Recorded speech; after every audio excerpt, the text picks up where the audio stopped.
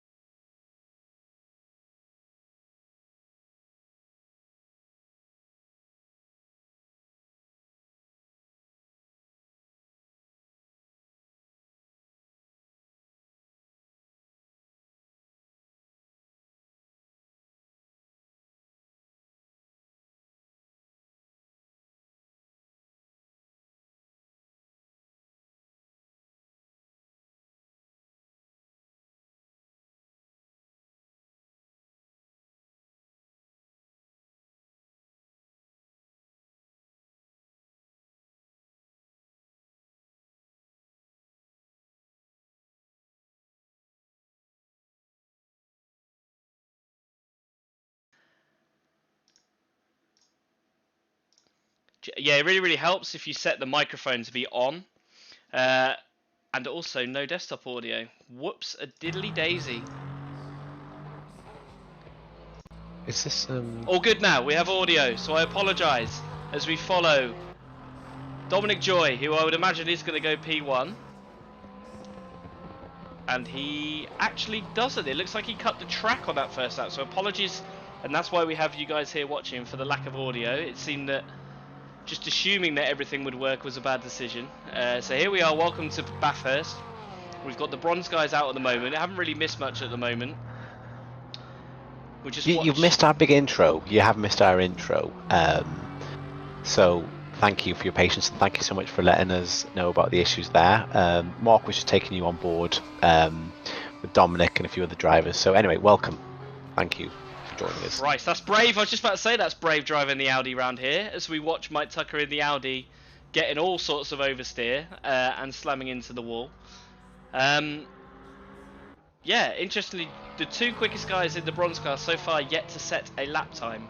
D Joy and T Coombs have yet to set a lap, but our current best time is a 2:04 4.9. Our quickest in practice was once again Jonathan Seville, was down in the 2-minute flats, which is absolutely insane. Traffic is going to play a big part both in qualifying and the race, as we see here with Dominic is stuck behind a Lexus. What I've just noticed as well is he's stuck behind Dominic's stuck behind Webber at the moment, and Webber's actually got like the highest speed trap at the moment at 283 kilometers an hour. So it just goes to show that like getting through the corners is one thing, but he, as you can see now, Webber is just driving away. So he's catching him in the corners, but then he can't get him anywhere else. This is going to be an issue for the race as well, I can imagine. Yeah, it seems that things like downforce settings and things are going to make a difference. There is a hell of a long straight. As Purcell goes P1, a 2:04 4.4. Be interesting to see what Dominic's time is here. Nick, have you noticed on the new plug, and Dominic Joy goes P3, 6/10 off the leader. Have you noticed on here now it's got, a pit stop thing now, isn't it? So we can actually see in the race. And see what cars they are as well, which is going to be really helpful. So this is we found an update to this. Oh wait, there, just checking. Is this thing on, Nick, for RIP? He says. I assume we've had audio is fine from 3 or 4 comments, which we appreciate. Hopefully Nick Furr can hear us as well. So Coombs actually P1 in that. Well, you can just hear that going down the straight. That gorgeous sounding Lamborghini. A 2:03.8. That's a good lap time. As we see a car parked off to the left. The focus that you need for this section here is just crazy. Oh, as he hits the wall, Dominic Joy just hits the wall there, so that lost a lot of momentum.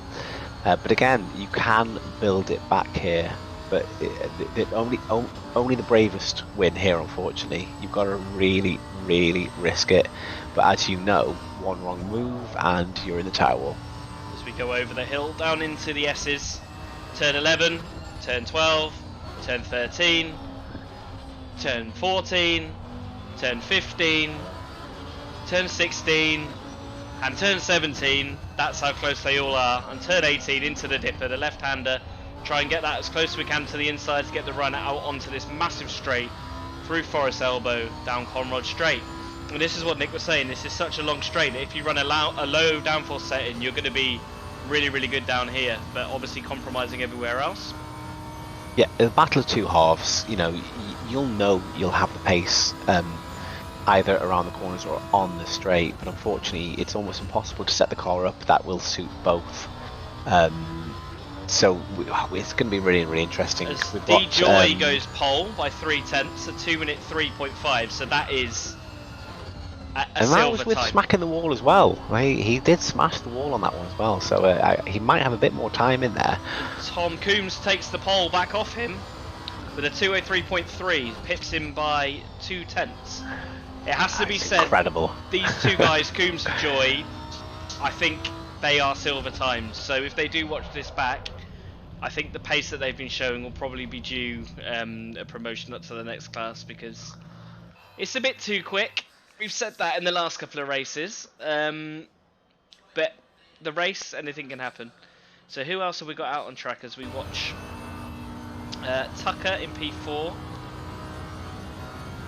Yeah, we've got P3. we have some return support for Purcell there from Johnny Marsh. I'm sure Purcell has just driven past a car that was pulled up to one side. I'm just going to watch that back very quickly, if you don't mind. Yeah, so he's coming down the downhill section there. Yeah, Dowling was facing the wrong way.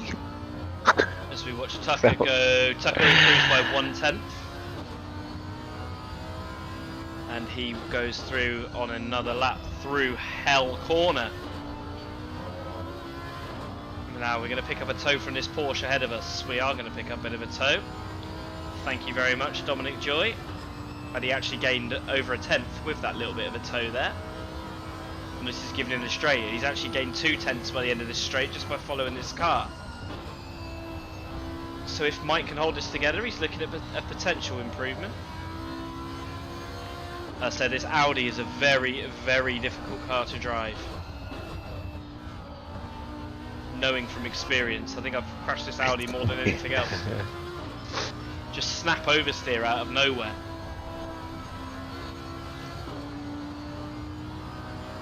So Tucker now going through these incredibly fast left-handers up towards the top of the hill. A little bit of a lift, but he's managed to carry the momentum. That's 5/10 up the top of the hill now. How brave is he going to be? Because this is a great lap. He's 7/10 up at the moment.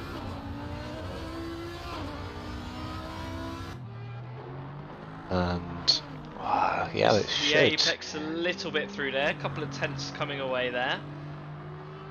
Nice bit of a wide line onto the Conroy straight, which means he'll get a better run, bit more speed down here. This is looking like a good improvement. This, if he can carry this on, will go P3 in class. So let's see if Mike can hold this all together for the rest of the lap. It's worth noting that Purcell is currently 3/10 up as well, so it's going to be touch and go with those two. We got Turnbull on a good lap as well. He's half a second up from his time. However, his gap is quite large, I've just realised, so he's not going to do much there, unfortunately.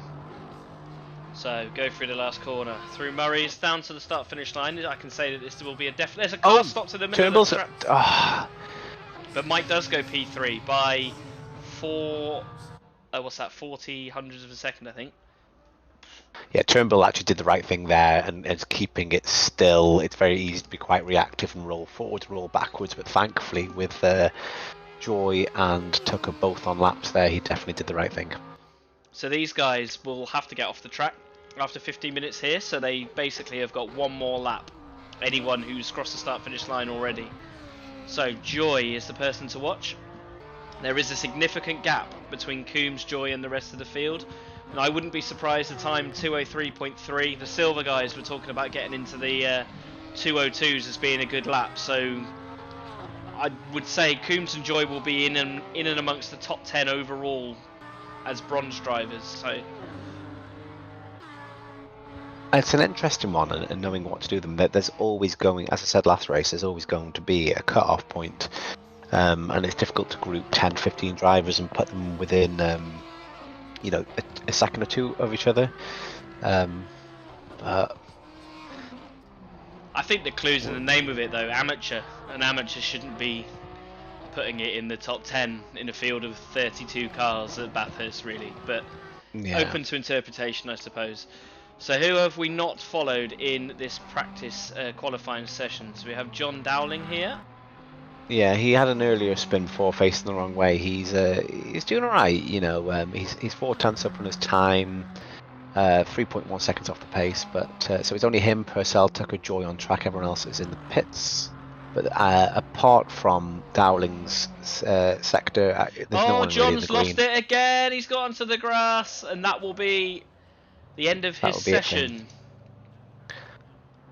Funnily enough, an interesting one to watch here is Joy is actually a 10.5 up.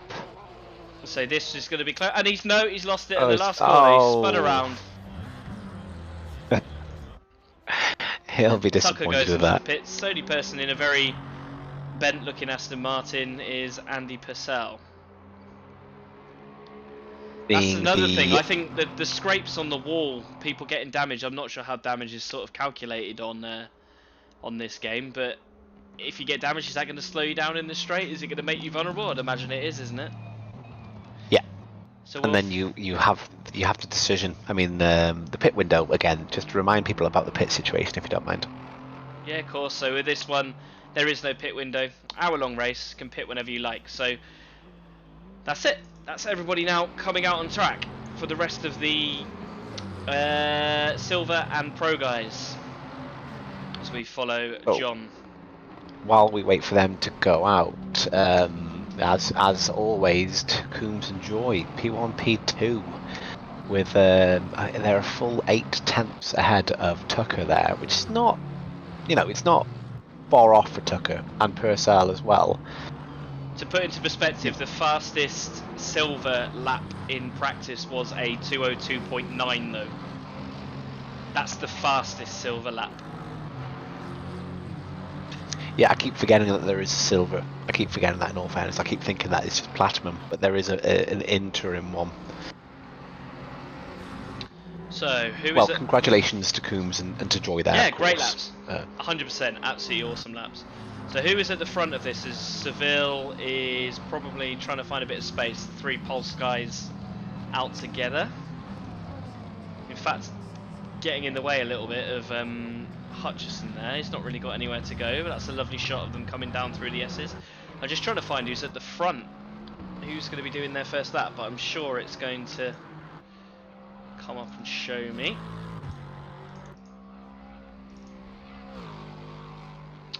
So we'll soon see who's going to go on their first lap. Try and click through all of the cars. So just following our live timing as we try and click through. I still like that Castrol livery, Simon O'Neill's. Oh, the Porsche isn't there. Where's the Porsche that I really like? Yeah, and then yeah, not here this evening. It's a shame. So Adam Gardner's back in the pits and gone back out again. He's probably put wets on or something. But Sandberg is actually the first person out of the pits. So we'll go on a lap with one of the Platinum guys. He's flashing his lights saying, yeah, I am on a fast lap. You have just come out of the pits. Please get out of the way. You can see the blue circle on the right hand side on the track map indicates that they are being shown a blue flag.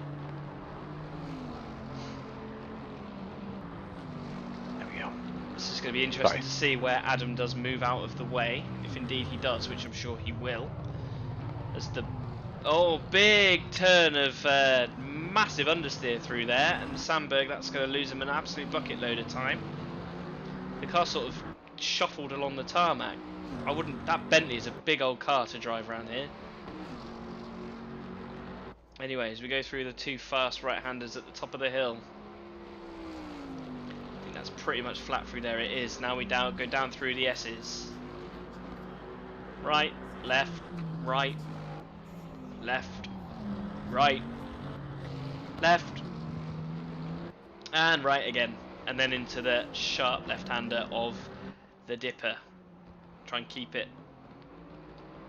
Seems that there, Oscar's choosing a wider line there to try and get more speed out onto this massively long Conrod straight. He's leading the fielder here at the moment, isn't he? He is, yes. Yeah. So we'll see what sort of banker lap time that he does put in. The track, interestingly, has just gone from fast to optimum. So how many laps did people get in out of the bronze guys? 5-ish? 3? Yeah. 4, I think. 3 or 4 fast laps people get with the amount of time that we've got. But anyway, Oscar's had a nice clear lap. Did have that massive bit of understeer at the top of the hill. The car squealing for grip. And he puts a 2:02.1. Wow. And Amundsen just behind him, a 2:02.9. So quite a big gap between the 2 Norwegians. It looks like Oscar is continuing. Where is Seville? He's just about to come through now. All over the grass, but he does go pole as we expected, a 2:01.4. 7/10 quicker than Oscar.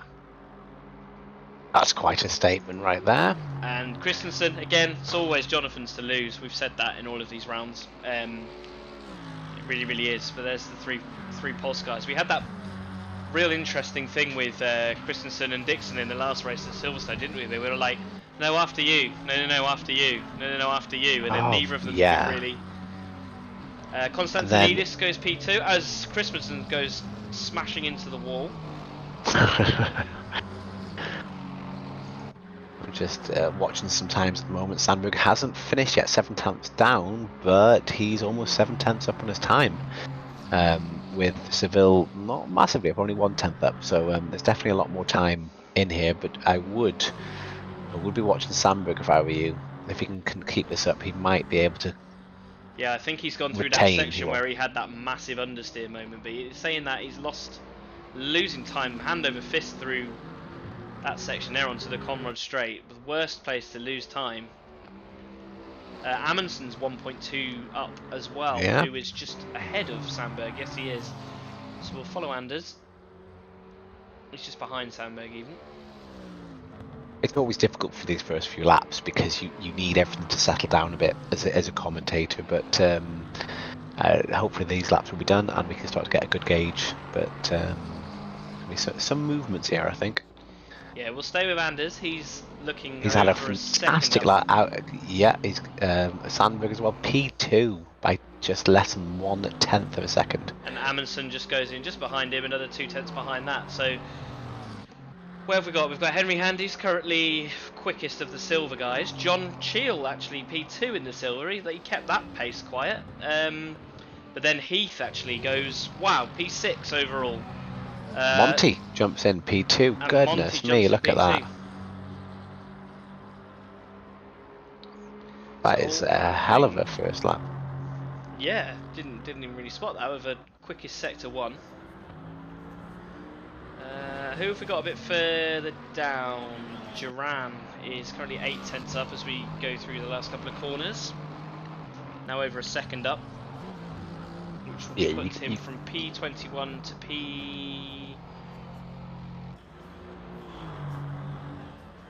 P18, so he does a few places. Yeah, it's really interesting now to see Coombs, Joy, Tucker and Purcell's times in there. It's kind of messing with my equilibrium at the moment. I'm used to seeing whites, silvers and reds, but unfortunately they've kind of messed that up, which again, credit to them, but yeah. So we follow John down through the downhill S's now. He's currently Oscar is 30 seconds away from pole position here. He is 2/10 up, and he's got another literally 20 seconds. If he can maintain this, he's grabbed it. Seville's just come out the pit lane, so obviously he's feeling a little bit of pressure here. Seville will probably take that back, but yeah, Oscar can enjoy this while it lasts, I'm sure. Is Monty out? No, he's still in the pit lane. So yeah, Oscar's currently 2.5/10. It's just whether he gets this corner nailed, and this will be provisional pole. Wasn't perfect, but he will go pole. Does a 2:01.2. It will put a little bit of pressure on Seville. He now, for the first time in a while, is on a little bit of a back foot. I have no doubt he can do well, but that ticker is going down. We have 6 minutes remaining. Shield did improve as well. He goes P2 in class and overtakes one of the APR teammates. That's a great lap from John, P9. We're glad to report that unfortunately John, it was his birthday last time out and he had a massive issue with lag. Yeah, the hardware but failure, he has, yeah, but he's fixed that and obviously it's already starting to pay the price. He's only 1.7 seconds off. Konstantinidis is looking like he's going to improve significantly as well. Yes, he is.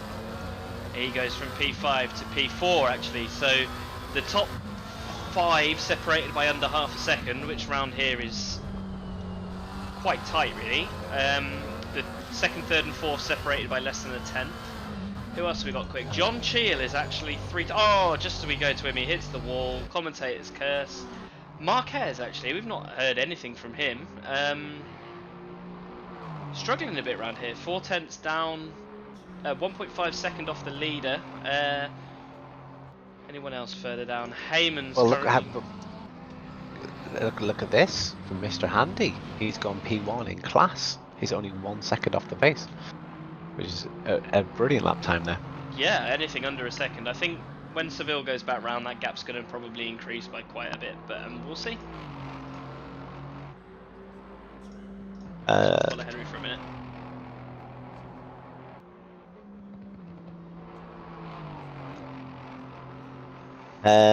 We've got some support for Norway here from Frederickson chat. Yeah, we're always fans of the Norwegians here. They're always welcome at Exiled and always have been and always will.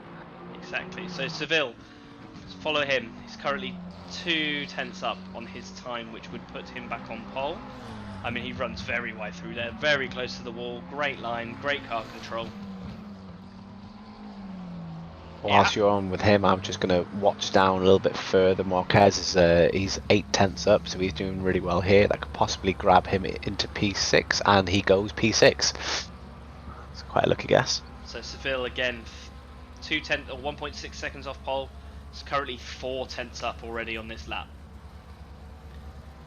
Harry O'Malley is asking: are the classes set properly, or are the AM tagged drivers not actually AM? No, they are set correctly, aren't they? Yeah, in actual fact, Yes. we've seen these Coombs and Joy have got a mistake in them, it has to be said. I think, and they haven't been sim racing for very long, as far as I understand. So you can see the sort of times they've started. The red guys, as Coombs and Joy, although they're the quickest in class, have started to drop down a little bit through the order. So it is sort of sorted itself out the more time goes on.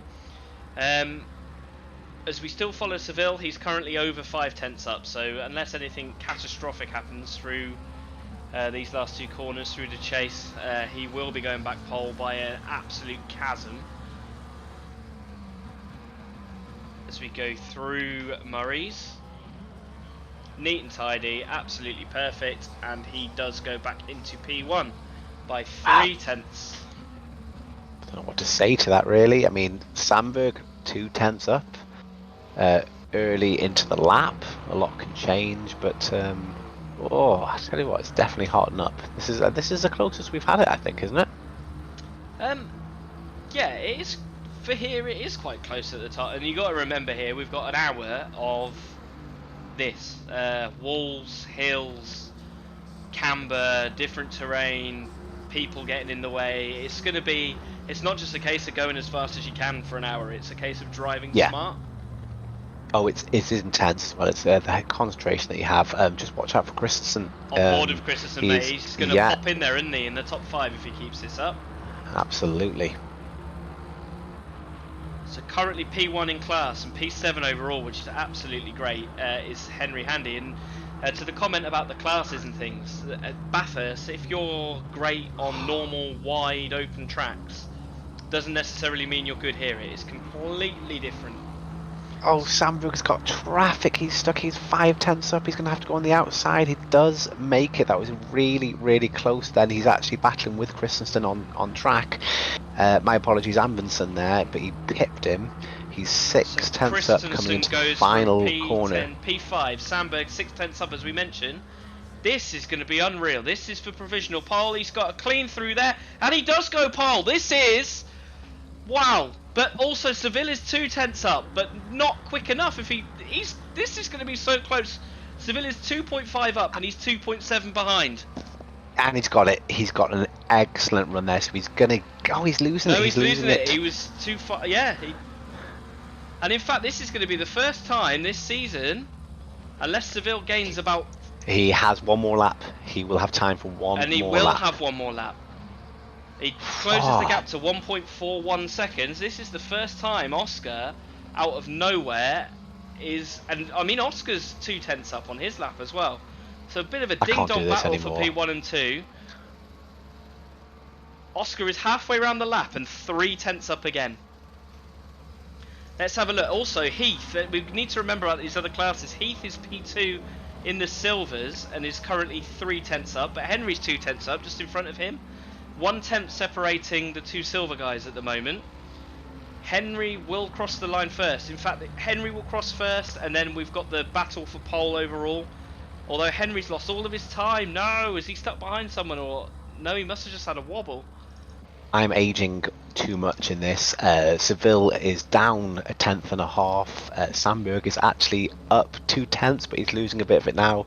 This is going to go into the wire as the time ticks off. These are the last laps that they are on.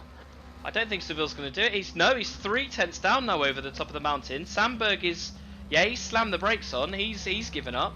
So it looks like, although you can never say never, can you? That we've just No, we're experienced that now. He's losing time still. Meanwhile, Amundsen is 4/10 up. But he's losing. I'm seeing so many green sectors now. Heath is he's in flying. there. He's Could going to potentially Henry, get P6, P7. Anders goes from P6 to P5. Heath is a man on a mission. He's over 8/10 up coming through the last few corners, and he will, unless he spins, to overtake Henry for, well, by about 7/10 for P1 in silver. Heath does run a little bit wide, but he's over a second up, and Heath goes from P9 to P6 overall. Absolutely incredible. Watch Constantinos. He's 4/10 up. He's losing it. He lost it. He could have he's still improved, but yeah, you're right. He P3, lost it, didn't he? yeah. P3. He could have grabbed P2 there. We've got Harry on chat saying, my word, these drivers are really, really quick, actually, and that is an understatement of the year. There you go. A few more final laps. I'll let you finish off there. Darren Bolton, 8/10 following up. Darren now. He goes from P16 to P10. P10 for Darren. Wow. And you well say done, about Darren the speed of these drivers. I was the prize for this series is an entry into the SRO Esports Championship, the championship that contains all of the real sim racing like drivers teams, all the pro guys, all of the GT3 drivers in there. And Seville's times, I've been looking in practice, will put him round as Wilson goes P4 out of nowhere as well, with exactly the same time as Constantinidis. 201.197, 201.197, P3 and P4 with exactly the same time. But as I was saying, Seville's times have been in the top 10 of the real-life professional esports series in this sim. So that's the kind of driver that we have got in this series. And everyone else has sort of seen this, and I'd say everyone, race by race by race, have been improving as well, Nick, haven't they? In terms of pace. They start to sort themselves out, you know. We've had protests, we've had issues, but it's the only way to learn as drivers. Yeah, I think when no one wants to speak up, when you all come together and try and work out things amicably, it works well. And as the race and the races and rounds have gone on, it's definitely got all cleaner. Yeah, we've had protests, we've had, it's safe to say, tantrums, but it's to be expected, I think. Yeah, I think anyone who has decided to throw in the towel is missing out, I have to say. We've got 32 here again tonight, over 30 on a random Tuesday night. A really, really difficult track. We sort of were expecting less people here tonight because there is a drop round, but everyone has gone, no, do you know what? I am going to do it, so fair play to everyone. Bathurst. It's Bathurst. That's all you need to say. That one word to people is Bathurst. It's a round that makes or breaks you. So amazing here. We've got a different pole sitter for the first time this season in Sandberg. Seville has taken them in the first two rounds. I said it was his to lose, but out of nowhere we've got people in and around him. So excellent. Can you see? What are you after? It'd be nice on this new plugin if it still had the guy's fastest lap time from qualifying, so we could go back through, but it doesn't. Even though there's a tab that says, because we're now in like communication with the guy that makes this plugin, so I can see he's, thank you so much to Lemmy for putting them in. I can see that he's already put in some of the suggestions that I had for him, which is great, so thank you. And if you are watching this tonight, again, thanks so much, because without your work for free on doing this, and if anyone does want to go and you know, give him some money on PayPal or whatever. ACC Race Director on Race Department. Thank you so much for doing it. But yeah, it would be nice to be you say buy a coffee now. That's what you do. You say buy him a coffee. Buy him a coffee or a beer. So we got 29 seconds. We got 21 seconds to go. It's 21 seconds to go, and people from anywhere other than England who are in their 30s won't get that, but that's fine. We'll leave that there. Isn't it funny how it shows them changing tyres on the grid? I don't know why it does that. But anyway, we've got 8 seconds. 7, 6, 5, 4, 3, 2, 1. Nick, do you want to run through the grid today? Well, I was just about to say, you've got plenty of time to run through the grid. No, you can do it. You're brilliant at it, to be honest with you. I mean, I'm great at looking at a car and reading a name. Yeah, although... that's exactly what I can't do. Right, so, pole. Absolutely awesome. Well done, Oscar. Or Oskan. There you go. That must be his full Norwegian name. Norway is a country that I want to go and visit. I've visited Sweden, going to visit Denmark. It was unfortunately cancelled due to COVID. We're going to Finland in February. So Norway is the last Scandinavian country on the list. So can't wait to get there. It looks beautiful. But anyway, so Oscar Sandberg on pole. Jonathan Seville. I don't know. He doesn't know what to do here. This is going to be very, very interesting to see what happens between these guys. Oscar obviously very aggressive, very defensive. I don't think he's going to let Mr. Seville come past. But it's a long race. We've got the whole almost middle section of this track is basically you cannot overtake. It's almost like Monaco in some ways, half of this track. Absolutely. P3, Stavros Konstantinidis in that Golf liveried McLaren. P4, Monty Wilson. P5, Rasmus Christensen. P6, Anders Amundsen. P7, first of the Silvers, Kirk Heath. I think he's the only Mercedes. Yes, he is. So good job there, Kirk. Wagner Marquez in P8. Second in class of the Silvers, Henry Handy with his teammate Darren Bolton right behind him. P11, Michael Hutchinson. P12, surprised to see Miles actually back that far. P12, he'll be a little bit disappointed with that. P13, Carl Daffin. P14, Jody Marsh. P15, John Cheel. And again with his teammate directly behind him. So the two APR guys, or all four of the APR guys, P9, P10, and P15 and P16. And that's good to see Adam up there in sort of the top half of the field. Then it's the first of the bronze guys, Tom Coombs with Dominic Joy directly behind him. Did you know they were P17 and P18, Nick? I didn't know that, but thank you so much. So the two bronze guys directly next to each other. Then we have Andy Wilkins. There's a tree in the way, so I'll let it see his car. Mark Heyman, P20. Serkan Duran, P21. Adam Smith. Notice Tom's not racing again tonight, so again he's probably in the doghouse. He's in the chat. I've seen him in chat. He has actually said good luck by Oscar. So he's probably texting. He's probably watching it on the sly. Leave the guy alone. Carry on. He's probably thinking about golf balls. Chris Rosbrook, P23. Simon O'Neill, P24. Mike Tucker in the Audi, which I'm fully expecting, not due to Mike's driving ability, but because it's the Audi to be facing the wrong way at some point during this race. James Sheridan, P26. Andy Purcell, again, and there's trees in the way, so we'll let, because I do like that livery, the Fitted UK Motorsport guys. That is a nice livery as well. Lovely, isn't it? And we've got Hedda Rangsetter, P28. P29, Carl Smith. P30, the other Emil Frey Lexus, P30, P Weber. John Dowling, P31. Mark Lister, P32 in the yellow APR. And in P33, last but by no means least, Gary Turnbull in the Valvoline Aston Martin. Almost looks like a Chevy in that livery. I always think it looks like a Corvette. An exceptional job there with time to spare for the first time ever, so well done on that. I thought your hold of destinations were going to drag it out a bit, but let's go. So the guys lining up, I might have to do the replay trick at some point and delete all of the liveries, but hopefully there's nothing to watch. I mean, it's Bathurst, so I really, really, really hope there isn't the cluster going down the hill. And I'm too nervous. Stuck. Yeah, it takes one car to be facing the wrong way, and it will cause bedlam. And I'm nervous for that. But so when the lights turn green, we will go racing, and that is happening now. So again, to mention pit window, you can pit whenever you want. You could pit at the end of lap 1. You could pit the last lap before the end.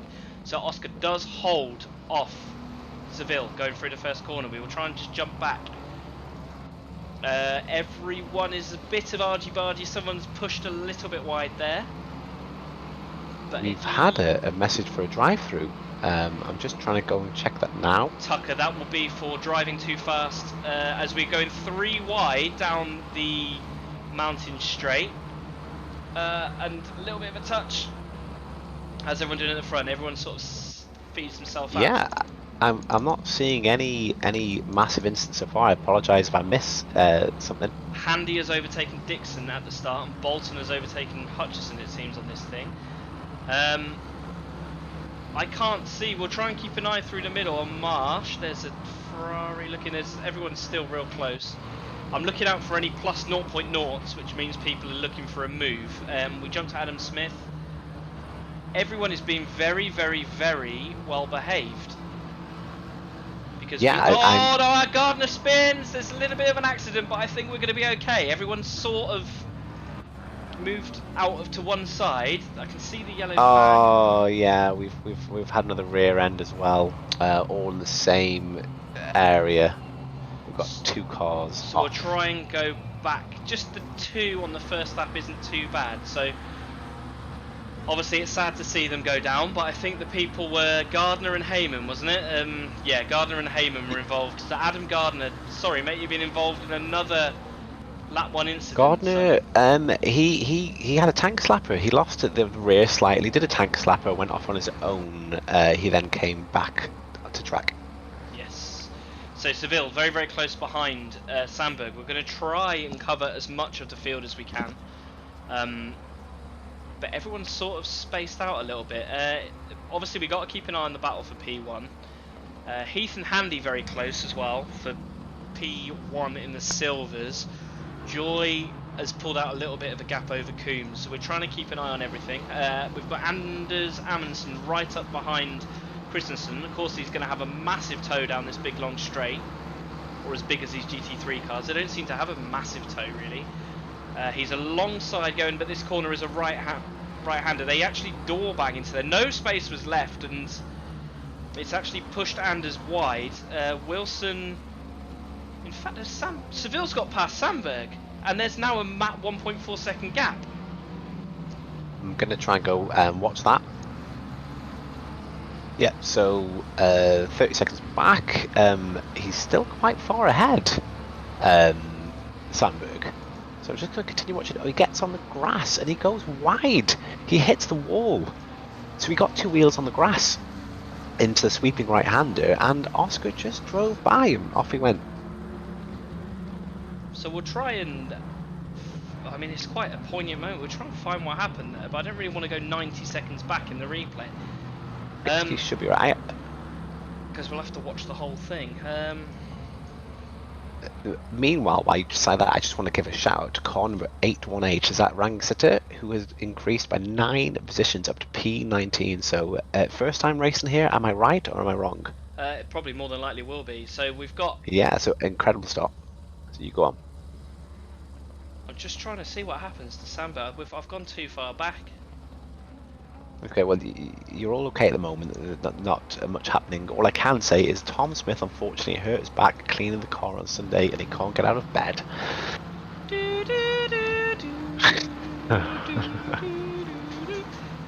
He's made of glass, Tom Smith, I swear. Anyway, we're trying to figure out what happened to Oscar. In fact, yeah, that's so annoying. Right, let's try one last time. I need to get... Sorry about this jumping around. We know what happened, but it's more that you want the visual. I do. There's not really. Everyone's just sort of following each other around at the moment. So, like you say, I want the visual of what happened. This is the last time I'm going to try it. So yes, we've got it now. Yeah, he just gets on the left-hand side, gets on the grass, and touches the wall, and that's it. I think that's race win sort of over.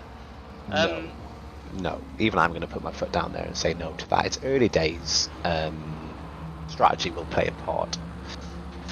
Do you think there'll be damage? There'll be, I don't know. So we're following Tom Coombs. He's behind Adam Smith. Sorry about that jumping about on the replay. It's hard to know exactly when to go back. As Tom's outside. Look, Tom's on the inside. They touch. Yeah, but fair dues. He let off. he let it off then. So, but now he's got so much pressure from rank setter behind. So on board He's with header on a rank setter. mission. On an absolute mission. And Sandberg's facing the wrong way. He's crashed again. Oscar Sandberg and Heath drives into him. This is in the S's. Sandberg is facing the wrong way. I went back 15 seconds. He was going backwards well before that 15 seconds. Wow, I might have to go back 60 seconds. Another driver drifted towards him as well, the one that went into him. He loses it through the right. He has a massive tank slapper, smashes into the wall, nearly goes on his roof. He's still rolling backwards. Oh, Oscar, what have you done, man? Okay, well, now we can call it. Now we can call it, unfortunately. So Anders having a look down the inside of the Pulse car. He actually pulls out of that one to not hit him, to hit Christensen. He had an almighty run. Handy is all over the back of Heath. Heath was obviously caught up in the Sandberg incident, with Sandberg facing the wrong way. Is Oscar still going? Not really. P29. So Marquez Yeah, and Amundsen in a battle. he's still parked up. Oscar is still parked up. Unfortunately, he's struggling with the car. There's something going on with that car. I've seen wheels spinning, yellow flags. Oh, he's waiting for people because he's got to do a 3-point turn in that car. He's got people coming up the track soon. He's back on now. He's back on track. Oh, Oscar. So Marsh looking for a move on Daffin for P11, P12. We'll get better at the replay thing, I promise. It's really hard though. So yeah, Jonathan Marsh pulls out of apologies. Header raced in round 1, so I apologise about that. But irregardless, an incredible start to the race so there. Coombs down the inside of the other Smith, down the inside of Adam Smith for P16. Dominic Joy is 2 seconds up the road to the class leader. We've got another spinner further down. Was that John? Yes, John's stationary at the top of the hill as well. John's had a bit of an accident. Sorry, John, to go to the replay. Obviously, we lose the.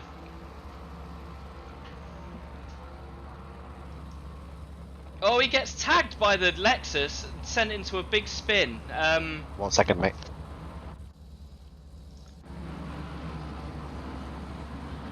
Very, very unfortunate for John. He'll be absolutely fuming because he was driving really well and on for a great result. So a few silly things creeping in after the initial bits of good driving. As we follow Adam Smith, we've got Coombs in front of us looking at Wilkins. So we go down Conrad into the chase. Coombs held up a little bit. Smith able to take his ideal brake line, smashes the brake board marker into 1,000 pieces. As we keep following this, the concertina effect of this track is huge. Like, cars are really close, and then they're not, and then they are. Who else have we got? We've got Christensen and Monty Wilson, P3, P4. I'm absolutely gutted because I was really looking forward to seeing a battle for P1 today.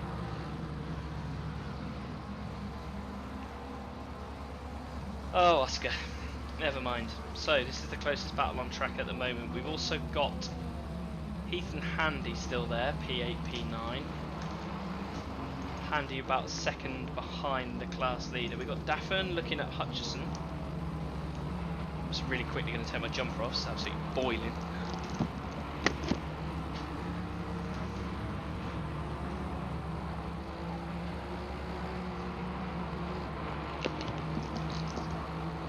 Christensen's getting ever so closer to Wilson over the top of the hill. Let's go check the chat now. This is all calming down.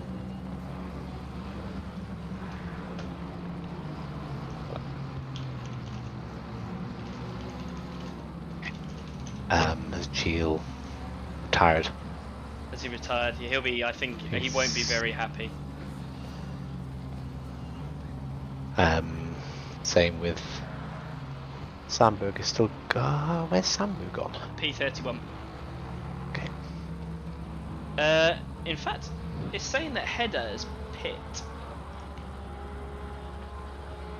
In fact, yes, she So if that was for a normal pit stop, that's an interesting strategy. Yeah, time in the pit, a minute. So that was a normal pit stop. 38 second stop, so yeah, 8 seconds of damage potentially. But she has had her stop and she's back out on the track. So the biggest gainer so far is John Dowling, has gained 9 places from the start in P22. We've got lots more information on here. Miles Dixon's up 6 places from the beginning as well. He started P12, currently P6. Quickest guys out on the track are Wilson and Daffern in terms of quickest speed at the end of the straight. So Christensen and Wilson still very, very close. Constantinidis has had issues. He spun on his own. He spun on his own. I'm watching it back right now on the final corner on the exit. Oh dear. Yeah, we just caught the end of that. And then there's a bit of a whoa, the 3 of them managed to did good. So quite a lot of the quick guys are having incidents. Yeah, we called this. We knew this would happen. So we watched Constantinidis recovering. We've got 10 more seconds of replay, which is very annoying. Daffern has been passed by Bolton. We can try and jump to those guys now. Bolton P11. Started P10, didn't he? Yes, he's dropped down 1 place. So Constantinidis down 7 places from the beginning after that little spin. We've got Amundsen and Christensen still very, very close for P3 and P4. And a little juicy battle at the moment with Coombs and Wilkins, of course. Coombs technically doesn't have a right to fight Wilkins, but he is all over the back of him. As Anders is going to get this move done, I think. Yes, he is. He's ahead at the chase, but Christensen will have the inside line for this one, but then Anders will have the inside line for this one, and Anders indeed does get that job done for P3. Lovely move there. Things you hate to read in the chat. One of the drivers. Unfortunately, we have confirmation from John. I'm out. Yeah, sorry John, we sort of saw what happened and rear-ended into that corner and pushed off the track, and that was it. So annoying, because you were showing some great pace. We've got P10. Michael Hutchison is looking at the back of Constantinidis. I would imagine, did Constantinidis get any damage in that accident, or is he just his pride? No, he just pride and positions. So yeah, Coombs I think is quicker than Wilkins in front of him. He's struggling to get past, and he's seeing Joy move ahead. Is this the kind of time, mate, where you'd consider a pit stop if you're stuck behind someone? It's difficult here because, as we were saying in qualifying, I've noticed that in the corners he's getting really, really close to him, but then Wilkins is just driving away on the straights. So a pit stop's possible, but I don't really think in this particular situation undercut or an overcut is going to help him massively. Do you not think clear road, no traffic? I suppose he's not really being held up as such. Yeah, and again, when you're following a car, it's kind of their responsibility to make a mistake. It's a bit like following someone when you go through a speed camera. They're going to be the person that gets caught speeding first. So, when you're racing here on your own, I always find it's easier to go off on your own, as we've seen in the leading drivers. So far, I'm yet to see someone who's chasing someone make a mistake. We have a yellow flag in front of this incident, and we have a car on the track. Is that Dowling again? It's Darren facing the wrong way, yeah. Darren. My apologies, and he's having to park it to wait for all the cars to come through. That's going to cause. Try and see what happens. Does he lose out on his own? So we're going through McPhillamy Park, through to John Hinsman, and we're going over the crest into Skylight. Oh, bloody shitty replay. I went back 15 seconds. That was not far enough. Oh, that's the I went. I just caught the end of him slamming into the wall. No. Yeah. Oh, so annoying. I'm watching it now. So he's all well. He's following the cars in front. Stand by. I've got back at 60 seconds. Right, so we'll get it this time. So we're going over the Skyline section. Oh, he just gets loose over the hill, slams into the wall. Oh, that Ferrari does well to avoid that. And that's that for Darren. So Coombs is still very, very, very close to Wilkins. He's looking for a move around the outside and then the switch back onto the straight, hoping for a better run. Again, he's going to get a huge toe behind. Oh, I'm still watching Darren's replay. Oh, Darren, that's a bad Daffer in the pits. That's a bad little moment there for the APR team. So Coombs, yeah, they've not had the best of races. Handy's still doing well in P8, but obviously we've lost John and we've lost Darren to a point as well. So Tom is getting very, very, very much held up behind this. O'Neill is there as well. He's come to join the party. Exactly, he's getting held up that much. What sort of 206s? Coombs and Wilkins are doing, while the guys in front are doing 204s. So they've been held up hugely. Handy's still just following Heath. I think that's going to be sorted via pit stops. Amundsen, after passing Christensen, is now caught up to Wilson in P2.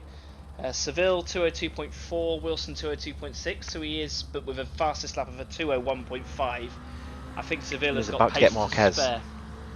He's side by side coming down. So we jump to Mars and we go got through the inside line. Oh, they're chase. still side by side. Yeah, of course, Marquez will have the inside line for this one, but Miles will have the inside line for the next one. Has a massive wobble, they bang doors, but now Marquez is going to have the inside line for the next corner. Into Murray's. I mean, they're not giving no space at all, are they? No, Marquez, that's still very respectful. They're still side by side, and into Hell corner, Marquez will have the inside again, down onto the big long straight. Again, Marquez almost maybe moves over into Mars's road there in the braking zone, but they survive to fight another day. Yeah, that's a good battle, both well within the rights there. A little bit of paint scrubbing's nice and fun. So we've also got Amundsen and Monty. Coombs is making, he's putting nose out. I think he's not gonna make a move. Oh no, he's gone for it, and that was close. Well done, Coombs. We've also got Henry's getting ever so closer to Heath for the silver class lead. Again, it's all about waiting, biding your time. Coombs again is only 0.1 behind, with O'Neill 0.2 behind.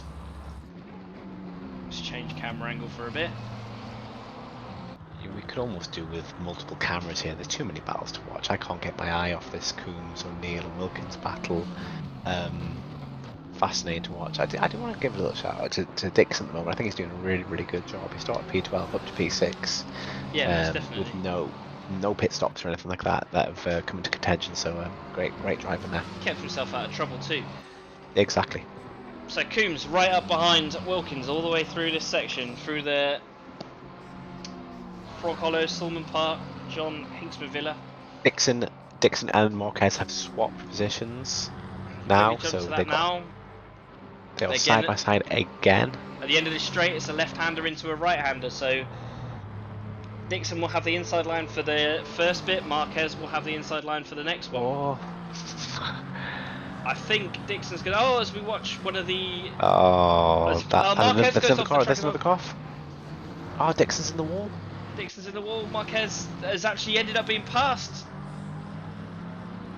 Where did Marquez go? He sort of disappeared off the grass. And in fact, he's lost a place to... He's right up behind Heath now. Heath's right behind him. There was another driver off as well. Yeah, there's blue flag, P26. That's Ross... Who's that? That's Daffin in the Daffin's pit. And he's found himself right in the middle of the lead battle, isn't he? So we've got the battle for silvers here with Handy. Handy is going to be looking for a move here. We've got traffic with Daffin. Daffin has pit, so he's come... Wilkins pits. No, my apologies. Yeah, Wilkins pit as well, so that releases Coombs. And Handy and Heath are right up behind each other. They've got the lapped car of Daffin in the way. Heath, quite rightly, is flashing quite manically. It is a blue flag situation here, guys, so... Yeah, you're right, Wilkins pits, and that releases Coombs. The thing is, Daffin will be thinking, no, hang on a minute, guys, I'm just as quick as you here.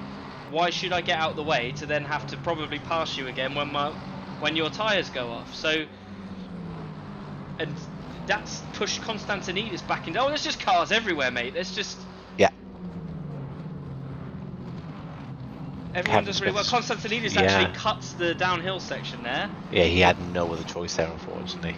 Due to the lap car. As long as he got off the throttle, he won't get any sort of penalties. We'll keep an eye on... Again, Daffin is still sat in front of these guys, but there is a little bit of a gap now, so hopefully that will all calm I down. tell you what, I have no idea how this has happened. But O'Neill is now like 9 seconds ahead of Coombs. He was literally just behind him, wasn't he? He was, and Anders looking down the inside of Monty there couldn't quite get that done. We've still got Konstantinidis right up behind. Sorry, just look at Handy. These three guys here: Heath, Handy, Konstantinidis. And in fact, Heath pits and Handy pits as well. They've both come in at the same time. Would you believe this is for? Oh, there's two cars. There's 3 cars off the track to the left hand side there. It's Daffer again. I need to go on with Daffer now and see what happened there. I can't see the cars it's involved with, unfortunately. And that's all in that melee around the pit stops, isn't it? So let's. Yeah. I've got Daffer in here. We've got Heath, Handy, and Konstantinidis behind us. And again, the bloody replay, man. You need to see what's happening. So those two make a last minute pit. Daffer just drives into the side of someone. Oh my word, who is that? Oh, that's a nightmare to see. If you're able to see that with Daffer, it's you need to do that. Oh, we've just missed it. Yeah, he does drive into someone, doesn't he? Yeah, I can't see who it is though, unfortunately. Marquez in the pits as well. I'm intrigued to see who gets out first, whether it's Heath or Handy. This is going to be quite a close one. And in fact, there is a new option on here. We're trying to faff about with all this thing. There is the log tab thing that's got replay, and you can literally click on replay, and it shows you what happened. So Daffin, he actually is that Marquez? He drives into Marquez, doesn't he? Number 93. Number 93.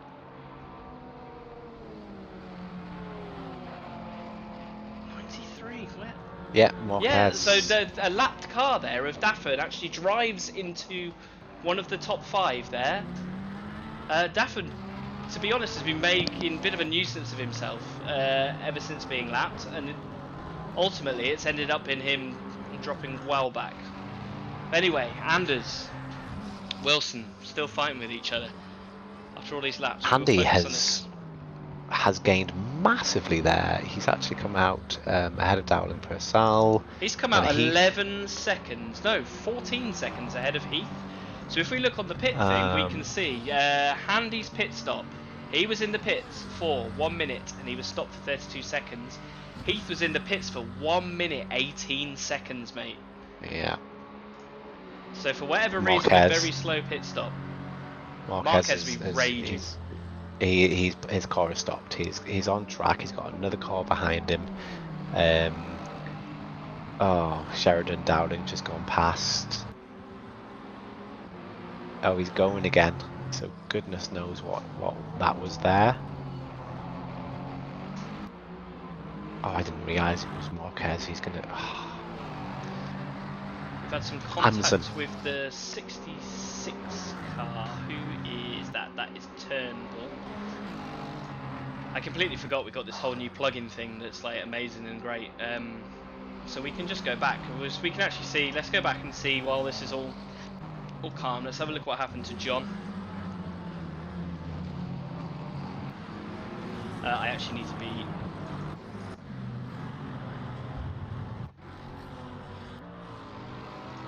So it's John Cheel and Serkan Duran actually. So Duran is the 114 car. We've got the Aston Martin in front of us, and it just looks like we get driven into the back of. So that was unfortunate. But anyway, we carry on. We've had another accident between 85 and 32. Yeah, we've got a car facing the wrong way. That's Carl Smith and Michael Hutchison. Michael Hutchison was in P7 and Carl Smith was in P30. So I wonder what's happened there. I'm assuming it's just Bathurst being Bathurst. Yeah, we had a car stopped on track. That was yeah, more incidents seem to be happening at the moment. We've got Dominic Joy and Patrick Webber have made contact as well. Just trying to go back to the helicam, see what happens. So yeah, we can see a car. Oh, he just drives, yeah, just a slower car. Doesn't judge how slow he was going, lap traffic, and we've made contact. So it's quite a lot of stuff going on at the moment. We've got Amundsen in the pits. We've got Dixon in the pits. Dominic Joy. I never thought back markers would be a massive issue here, but they've they've been an issue, haven't they? Yeah, I mean, I think backmarkers were the opposite way. I think they were always going to be an issue up on that mountain section. There's just nowhere to pass, but we've had a few. I mean, it's very, very difficult to tell if someone's spun. Of course, you don't have a spotter in this. You don't get somebody saying, look out on the mountain, someone spun. So it's happened a few times. People have just come over the brow of a hill and there's been a car facing the wrong way, unfortunately. Yeah. Dixon in the pits, Amundsen in the pits as well. Big winners there. O'Neill up 16 positions, Duran up 12 positions, but again, you know, they're all from P1 down to P10. They've all got to pit Dixon still. having a very long pit stop, 1 minute 33 Yes. so far. Anders was in for a minute, which is what a standard pit stop should be. You should be stopped for 32 seconds in the pits for a minute. So Miles losing, he's still in the pits, nearly 2 minutes now, so he's losing a lot of time. He did have that hit against the wall, but I don't think it would have caused a minute and 50 seconds of repair time. That's oh, he's out. He's so nearly no, 2 minute pits. He's still down. there. So we're watching Handy overtaking Adam Gardner. Of course, Adam having issues at the start of the race. Adam not pitting. So Henry back up into P12. And Henry has got Gardner, Coombs, Duran, O'Neill, Joy, Marsh, Hutchison. You know what? Henry is on for P4 or P5 in this race, if this carries on. But we will see how it all sort of unfolds after the pit stops. I have no idea what's happened to Miles' car there. He's still in the pit lane. And that's almost race over, isn't it? So yeah, we've not seen him, but Seville is just going around setting decent laps. What is he setting? He's in the 201s still. So he's not taking it easy at all. He's as we watch that, he has a massive opposite lock moment into quarry there. Careful, Jonathan. See, it is easy to throw it off. Monty in the pits now. Yeah, Monty in the pits. Interesting to see if that's a normal or a long stop. Once again, the closest battle on track is Tom Coombs stuck behind another car. Looks down the inside into Hull Corner. I don't think anything will be doing. And in fact, he does go down, and Duran actually says, "Okay, mate, you can go ahead." So that's Tom Coombs up into P7 with a few more people pitting. And in fact, he overtakes Joy is in the pits, which is obviously the bronze class leader.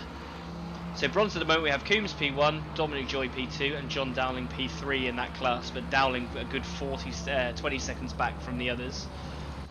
Christensen, so the top 5 haven't pit as of yet. So we've got Hutchison and Marsh in P4, P5, but of course they haven't pit. Coombs is actually, Duran's actually got back past him.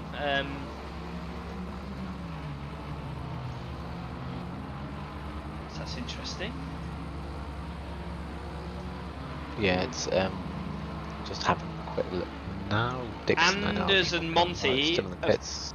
Anders and Monty, this is P2, P3, right next to each other again on track after their pit stops. So we'll follow them as we go over the top of the hill through Skyline, and we're actually stuck behind Tom Coombs and Serkan Duran in front of us now. So these 4 cars, Amundsen and Wilson, P9, P10, have pit, and those 2 cars in front of us have it's only not. 4 position, so they're not going to make it easy for them.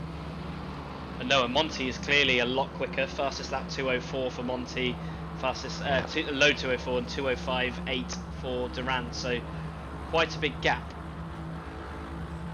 What sort of lap times is Henry doing after his pit stop? 2:04.0, and Konstantinidis has just done a 2:02.0. So Coombs actually letting Monty go, and very sensibly is letting Anders go as well. It looks I like know what he's going to do. He's going to follow them through. Yeah, exactly. Let's see. Oh no, he's Monty's gone back in the pits. So has Coombs. Why Coombs is has followed Monty back in the pits? He's already pit. There's no drive-through on there. Yeah, Coombs is in as well. Coombs is not pit, mate, but Monty has pit, so he's pit again. He's pit twice now. That's bizarre. I wonder why he's had to come in and pit again. I hope this is not going to be a Dixon situation, whose record is still in the pits. So that's clearly a retirement there. So Henry grabs those places back. He's in P9. He has Mike Tucker just in front of him, as we only just hit the halfway mark in this race.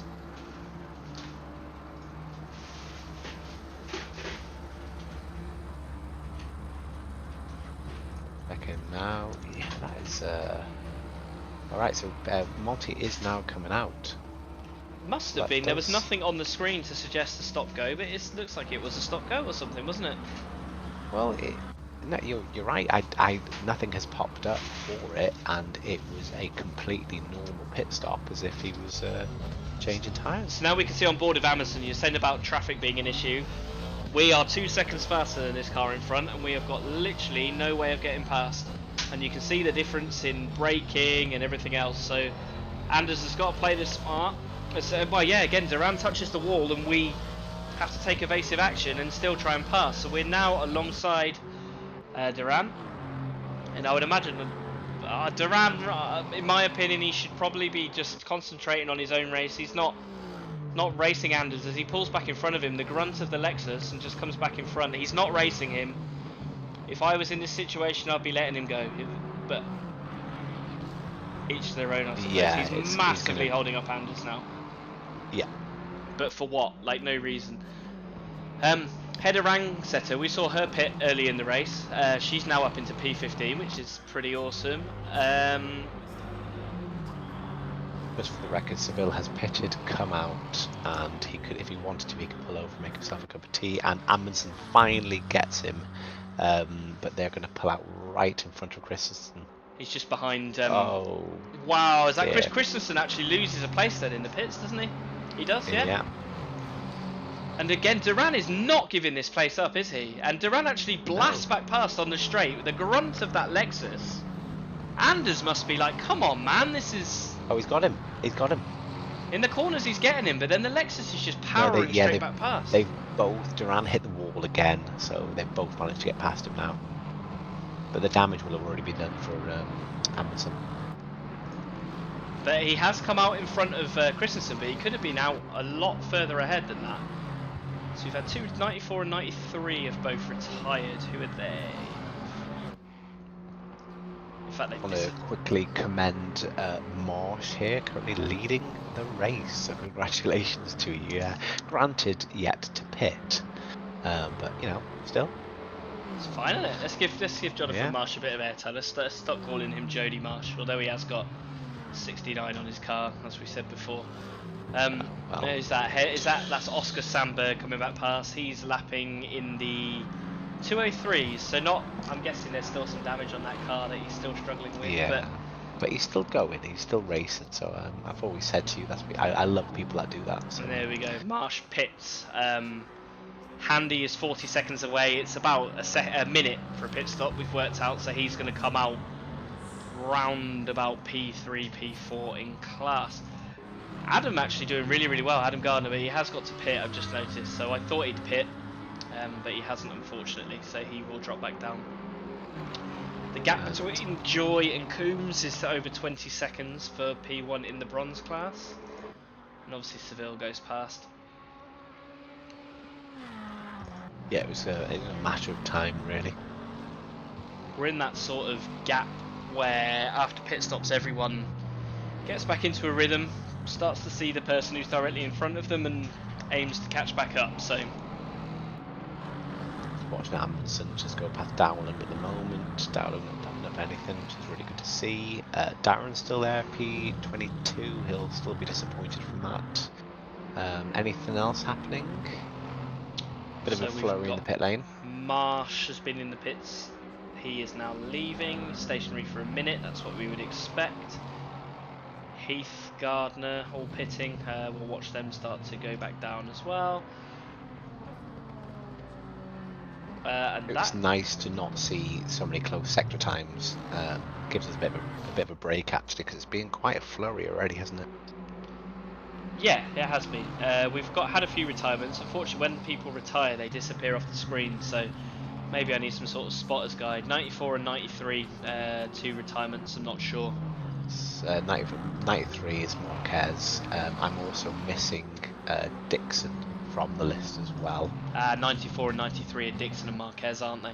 So they've both retired. I'd love to know what happened to Dixon. He was doing well. I'd not long commended him on the drive. Frustrating as if there was an accident between 94 and 93. Yeah. I can go back to the replay, but I can't see what happened because it doesn't let me go to their car because they've retired. So in actual fact, I think what we'll do is we'll go back to the Daffin Marquez incident, which seemed to be almost the final nail in the coffin, and we'll try and watch it from a helicam view and see what happens. So in front it's Marquez.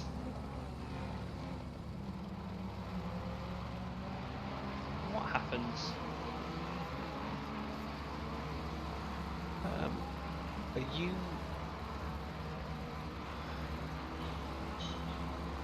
Are you doing these controls on the stream? Oh, there you go. Yeah, it wasn't working for me then.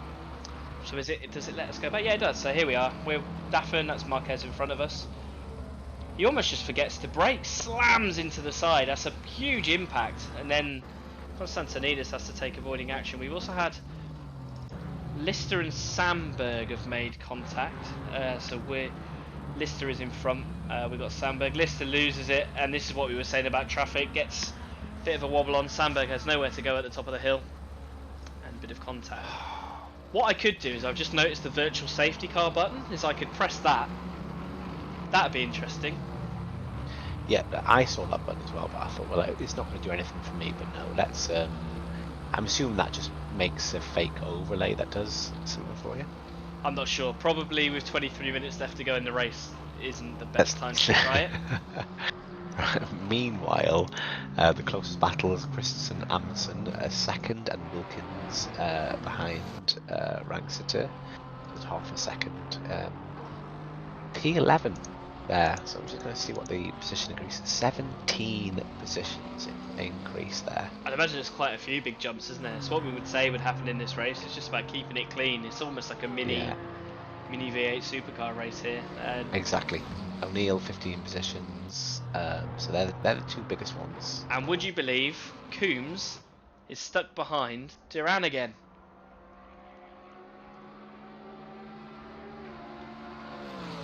He is indeed. Oh, I'm watching the wrong thing. That Lexus is rapid in a straight line, but then the Lambo, for whatever reason, is a lot more nimble in the corners. Yeah, that's a good point from Tom in the chat there. He doesn't understand why Monty pit again. All that he can think of is tyre pressures were completely wrong. They'd have to be really, really wrong for him to lose a minute and a half at least in the pit lane. Or did he just stop to do a drive-through? We didn't pop up for us as a drive-through, did it? We didn't see anything on the screen that said drive-through. No, it was bizarre. No, and yeah, I'm just seeing. I've thought of 3 recommendations for this guy that made the app. So I'll be sure to fire them over to you after the race. Very good. Okay, so we're on board with Coombs. Again, going back down the hill, we've got Duran in front of us. Who is leading? Yeah, Henry is P4 overall. I thought that was where he was going to come out, and he's pitted, isn't he? Yes. So everyone has pitted now. Absolutely amazing from him there. So, well, just shows again with Henry. He's so consistent.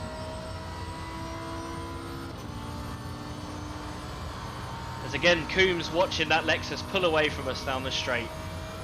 Must be so frustrating. Bouncing through the chase, through the left-hander, over the curb. Just need to compose ourselves and see what we can do.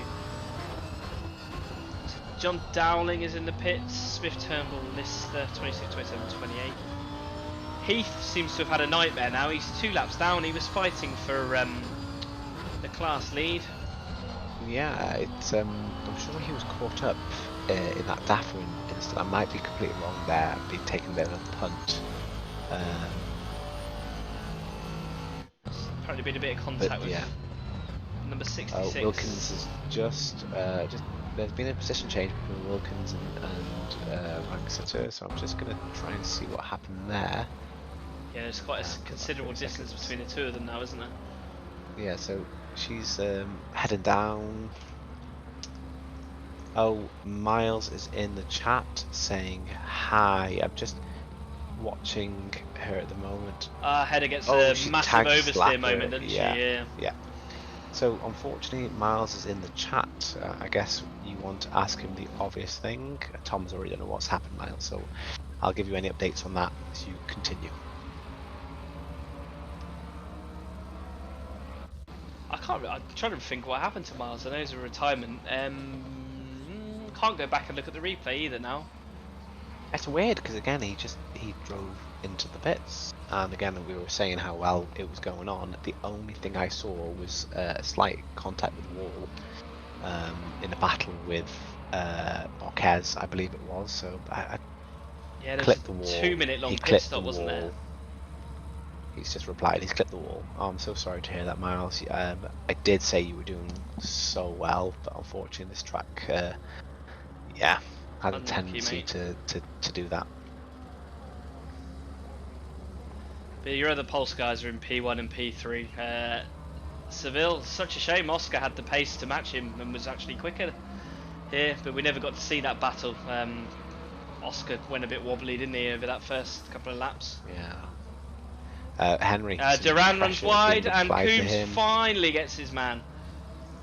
Turnbull is in the way, and he's blocking Henry. And Constantine is going to be. He's all over him. This is that section, isn't it? Yeah. Turnbull should probably let off the accelerator and move to one side. He has, yeah. Is it damaged too far? Yeah. Miles ended up with 1 minute damage and then hit the wall again at 3 minutes. Constantinidis is about 2 seconds a lap quicker than Henry. 2:02.0 last lap, Henry 2:04.2. So Henry's sensible. He's well, you say that. That wasn't particularly sensible by either of them. As they carry on going, Constantinidis across the grass. I didn't see what happened. I think I'm torn. There you go. Constantinidis thinks he's at blame, doesn't he? So he's let Henry go back through.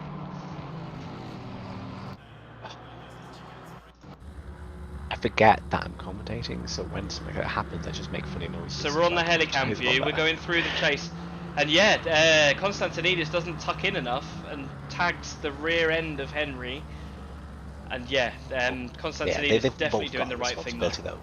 Yeah, they did, but I'm glad that happened. I'm glad that one of them was responsible enough, but they've both got to be leaving each other a bit more room there, haven't they? We have seen cars go side by side through there without any issues, so you are quite right. Yeah, but when you turn to the right with the car on your right, you need to just be a bit more thoughtful. I'm sure Henry sat at his desk would have been going, "Wait, bloody bollocks, man!" is what he probably would have said. But he needs to give a bit of respect there to Constantinidis, because that was nice of him to do. You know, mid-race adrenaline, he wants the position, but yet he's respectful enough to kind of go, actually, you know what? Let's re-battle. So I love that. But you drove into me ass, man. That's what he'd be saying. Purcell. We've got yellow flags. We're following Constantinidis. We've got a car off to the left, who's actually out of our way. So. It was Purcell who went off actually. Purcell, let's go back.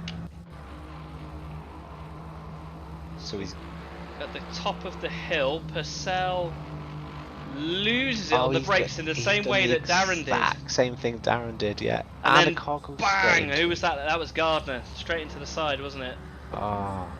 Coombs has just overtaken Rangsiter, and Rangsiter's delta's going down hugely. So I think, unfortunately, there's been a little issue there. And she does lose another place. Let's go back and see what happens.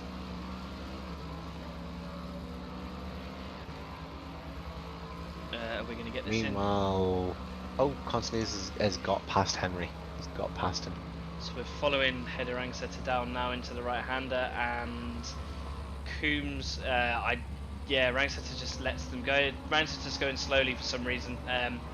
In fact, it looks like there's big damage on the side of that car. It looks like she may have gone off on her own somewhere, unfortunately. So. Oh, poor Henry had nothing else to do. Brilliant car play. If you can get a chance to go back and watch that, Constantinidis and Henry, Constantinidis is managing to use back markers brilliantly to box Handy behind, so he had to back off. So that was an incredibly tactical thing there. So we're If you do get a chance to following rewatch that. Handy and Konstantinidis. Hopefully we've got 10 more seconds of this replay. Hopefully we'll get enough, otherwise I'll be really annoyed. And yes, you can see Henry Konstantinidis has basically just outsmarted him there, and Yeah, just driven him into there. Yeah, you can have that line, go for it. But the ironic thing there being the back marker was actually Henry's teammate. But never mind, we carry on. Purcell is in the pits. Seville 15 seconds ahead, so he's not. In fact, there's 3 guys that have done laps in the 201: Seville, Amundsen, and Christensen. In fact, Amundsen's last lap was 2/10 quicker than Seville. Not that that matters. There is a 15-second gap. So closest battle on track now is Wilkins. We are a second behind Dominic Joy for P10, P9. There's some really interesting people in the top few positions here. People we wouldn't necessarily expect to see up here, which is exactly what we experienced with Silverstone in the rain and the dry, and the rain and the dry. And also here, so we've got Seville, P1, Amundsen P2, Christensen P3, Konstantinidis P4, now pulled out as we was sort of expecting, about a second a lap over Henry in P5, but Henry P5, P1 in class, 12 seconds ahead of Hutchison. Sort of very quiet, steady race for Michael Hutchison there to be in P6 overall, P2 in class in the silvers. Monty has just overtaken Jonathan Marsh to get to P8, P7 back. Monty lapping 202s, Hutchison and Handy 205s. So he's gaining 3 seconds a lap, and the gap is only 5 seconds to Hutchison. So I think Monty will be pushing for P6 before the end of this race. I think P5 might be too much. Jonathan Marsh P8, good result.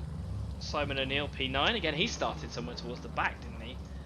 Is he the biggest mover? Yeah, 15 places up, so we started P24, currently P9, so if that isn't sort of stickability at its finest, I don't know what else is.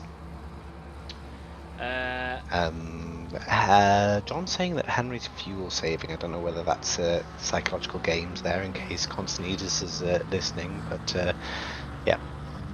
Now he's done that the last couple of races, hasn't he? He's not put enough fuel in the car. Oh. I never find it makes that much of a difference. I'm sometimes slower with low fuel than I am high fuel, but it's why when I used to race, I used to always qualify on full fuel. I was like, what's the point? I'm not going to be any quicker with less fuel for that. I mean, it works for some people, but not for me. So Chris Rosbrook's just set his fastest lap of the race, 2:05.2. Just came up on there, so that's a good point, actually, following someone we haven't followed. Anyone else that we haven't really touched on?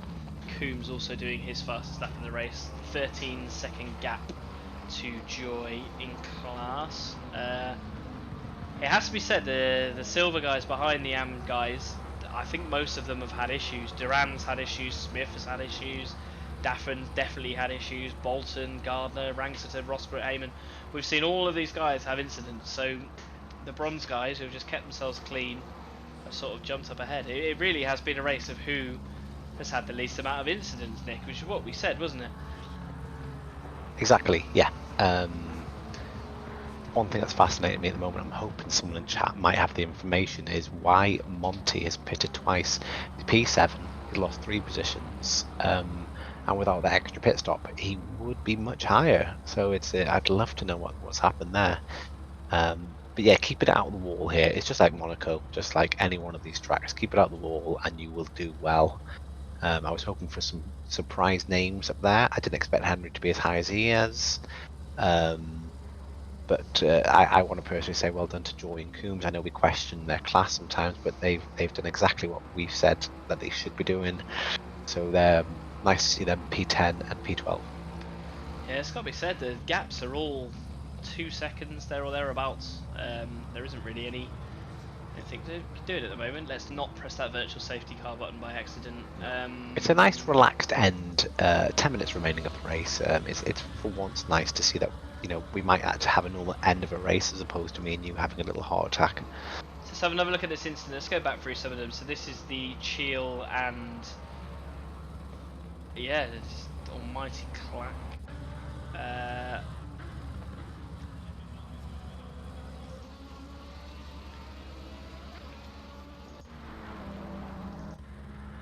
Yeah, we saw that between Carl Smith and Hutchinson. That was just like a car slow down on track. And again, Henry is he going slowly? No, I think he's all right. Let's go back and have a look at that incident between Konstantinidis and Handy. So we're going down into the fast right-hander. Yeah, I think there was more room to the left-hand side of the track. I'm not sure if Henry was fully aware that Konstantinidis was there. Yeah, that will be his defence as well, which, again, thankfully I don't think we're going to need it, but it's a Verstappen Hamilton incident at Silverstone all over again, isn't it? So if Handy is fuel saving, he has a 13-second gap with 9 minutes to go. So hopefully he's okay. We shall see. He's running in the His last lap. 4s. Yeah, he was quicker. 4. Yeah, 3/10 than Hutchinson. My apologies. Simon O'Neill's actually doing pretty decent laps, just under 204.0. Konstantinidis is now down into the 201s as well. So that's another driver, but again the gap's 22 seconds to Christensen in front. So Wilson, as I predicted, is now getting closer and closer to Hutchinson. He's now only 0.88 behind, so I would imagine he will probably get that place before the end of the race. No disrespect to Henry here, but he could even catch up with Henry in time. He's lapping 2 seconds quicker at the moment. With what, I don't know, 5 laps left. Yeah, I think he might be okay. Remember, Monty's still got to get past Hutchinson in front as well, so he's probably going to lose a lot of time. There's about, Hutchinson's 3 seconds slower than Monty, so he needs to get this done quick if he's going to do it, otherwise he's just going to lose a barrel load of time. I don't think Monty will be thinking about P5 here. I think he'll just be wanting to get by P6, nice and safe. Again, consistent finishes for him in this, really.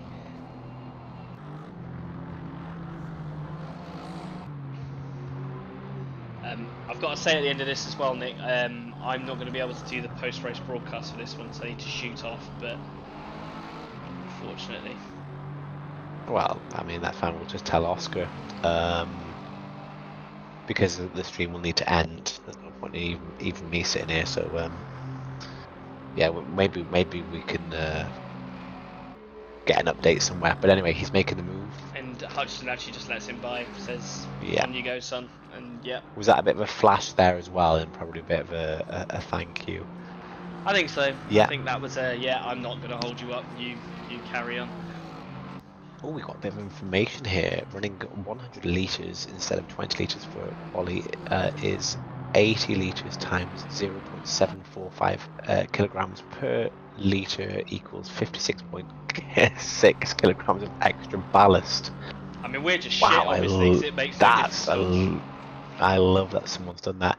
We've also got a call for driver of the day from Tom Smith. It says Simon O'Neill deserves driver of the day. 100% agree with that. Yeah, 15 places, qualified P15. P24 he was on the grid. He's up 15 positions, so yeah, I'm. It's a weird one, isn't it? 2040. So in terms of a lap time, it's not anywhere near the 201.6 of. I mean, what's 201.4. Seville's fastest lap. Henry's is a 203.2, and Henry's actually excuse me, my throat. Konstantinidis has gone in the wall. He's absolute massive damage on that car. Let's see if we can see what happened. Yeah. Wow. That car looks already damaged. I think he's had more than one off by the looks of it. Yeah, he's struggling. His car's bent. His car is totaled. I think he's had an accident before the accident. And Henry's hit him. Konstantinidis stopped in the middle of the... I think there was an accident before the accident. I'm watching that, but I don't know who I'm watching him. Konstantinidis is now, he can't drive the car. He just needs to get off the track now. This is ridiculous. He's wall riding all the way down the S's, getting in the way of everybody. He just needs to park that car. That is very, very stupid. Oh yeah, a driver absolutely rear-ends him. Which driver rear-ended him?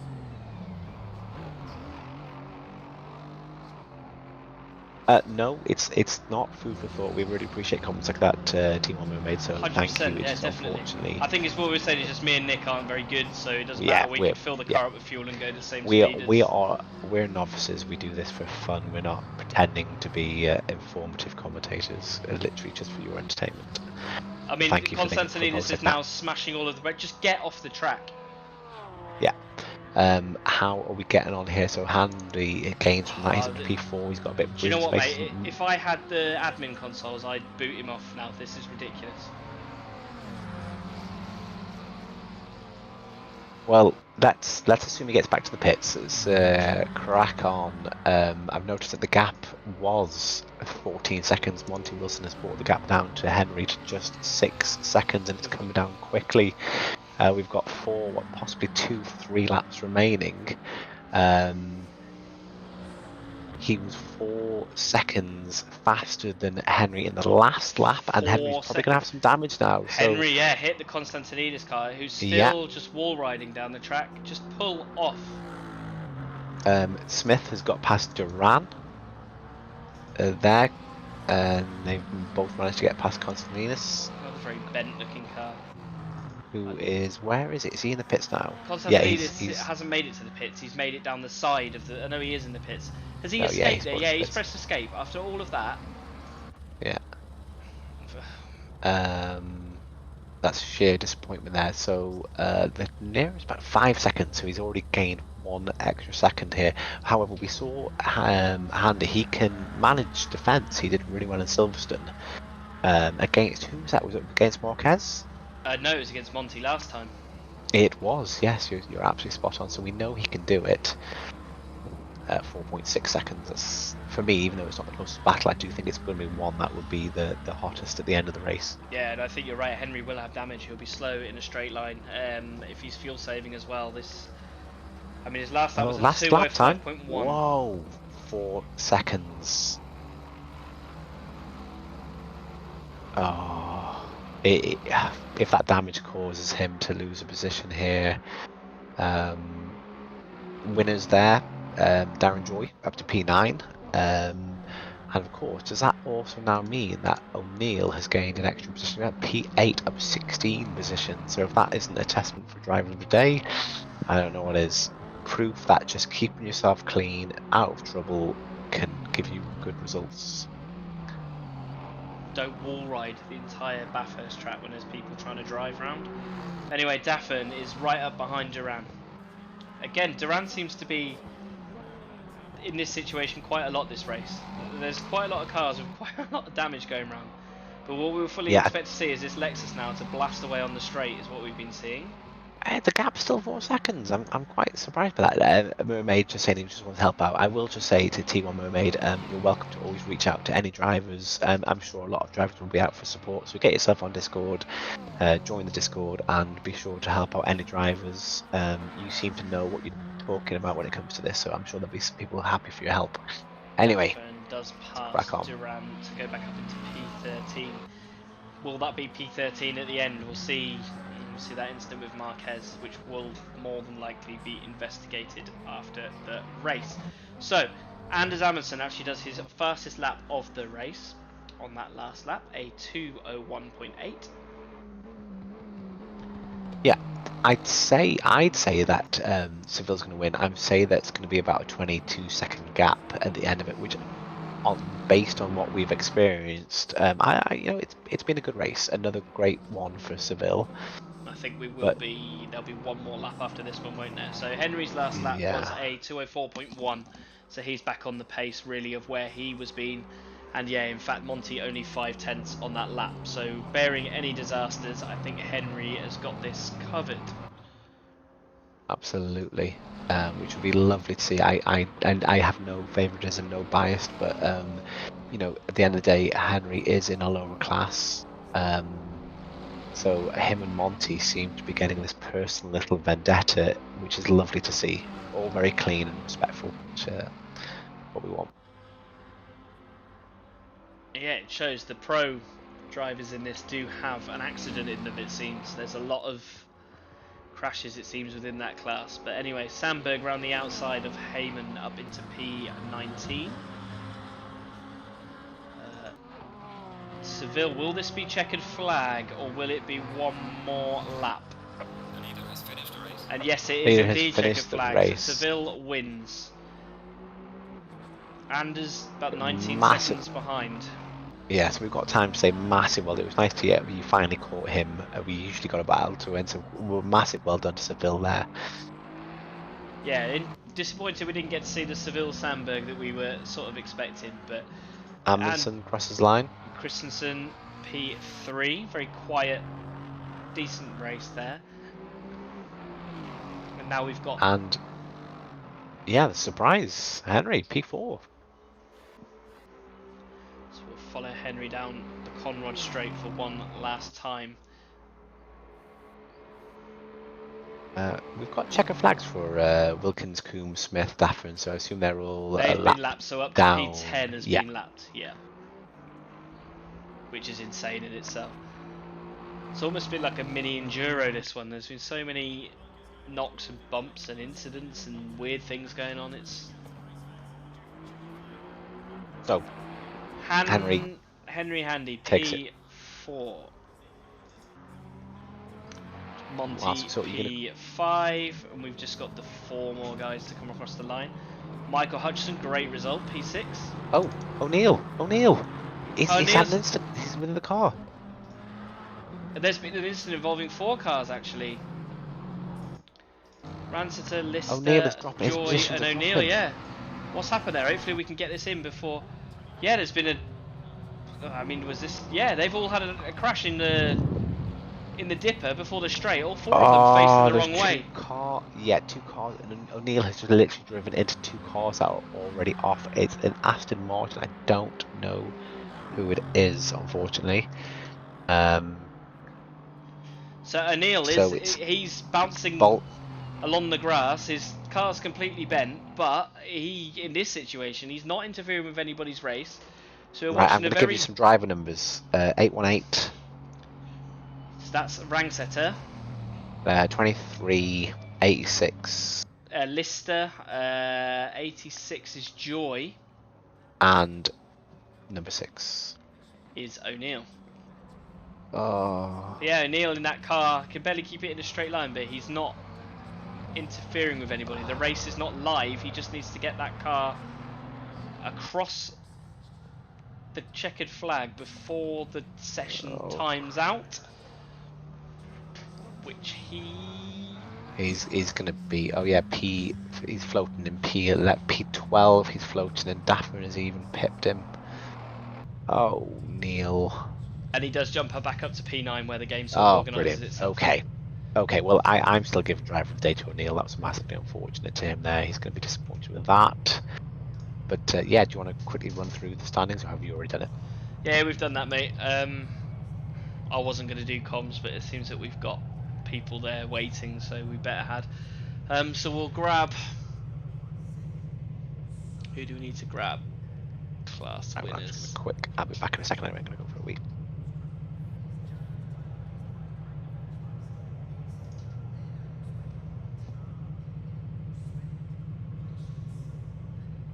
Chris says well done.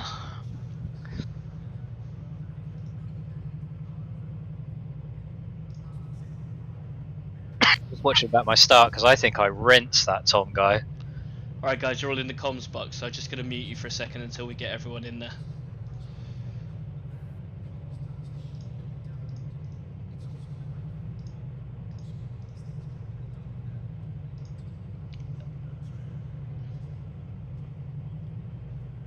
Who else do we need to build? Where's Anders?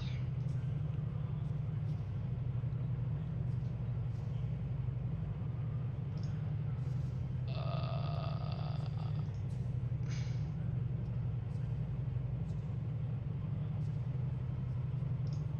think that's everybody. Seville, Emerson, and Christensen.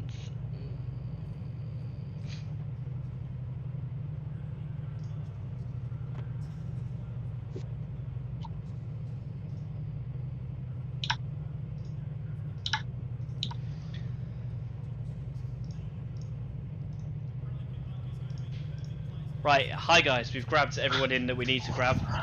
We'll try and keep this short and sweet, so it's already quite late, conscious of our people in Europe that are having to stay up extra late to do this. So we'll go through, grab the top 3, and then the winners of the silver and the bronze class. So, Jonathan, that was a different start for you, not on pole position. We were sort of hoping for a fight between you and Oscar, but it sort of never really materialised in the end.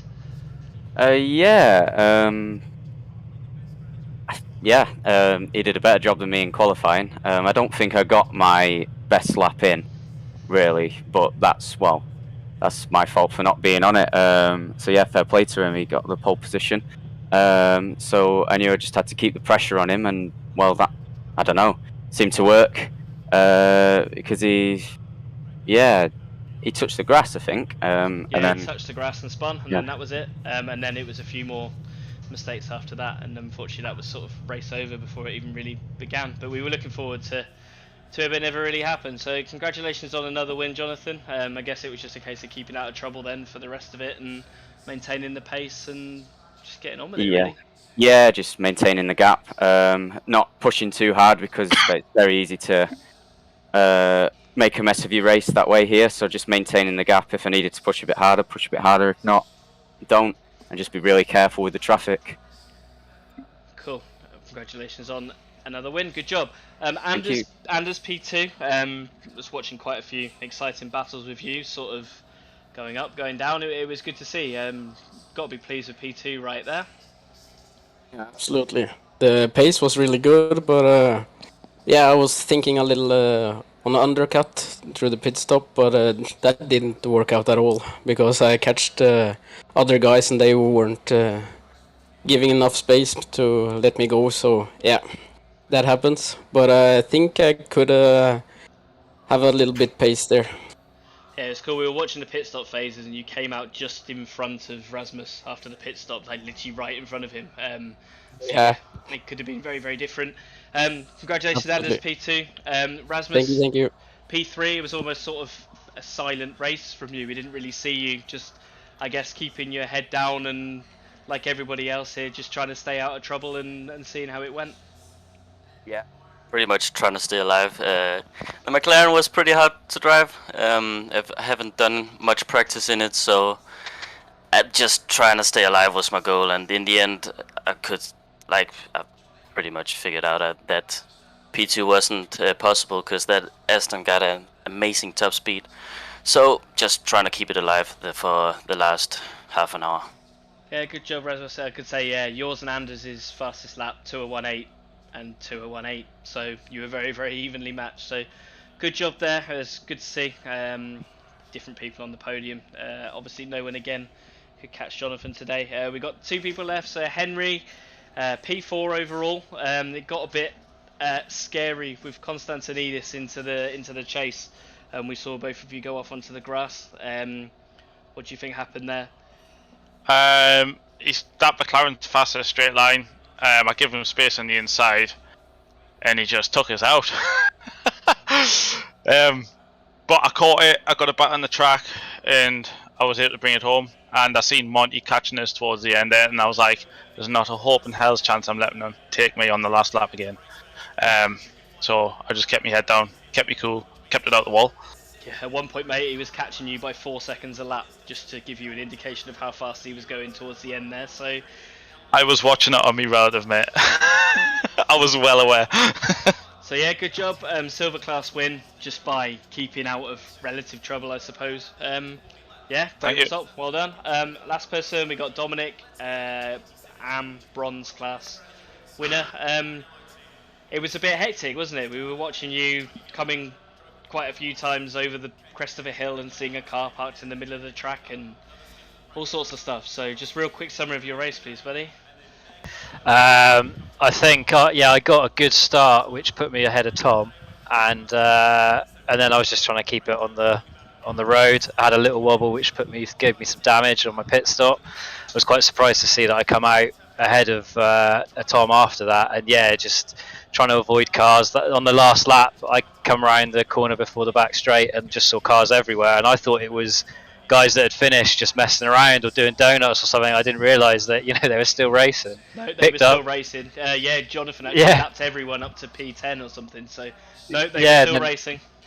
Yeah, picked up 8th place, I think, on the last corner overall, and yeah, it's the Porsche is a little bit hairy round some of the corners where you just have to lift off the throttle a little bit. It's a bit scary, but yeah, good race. Very hot and sweaty now. Yeah, I'm not surprised.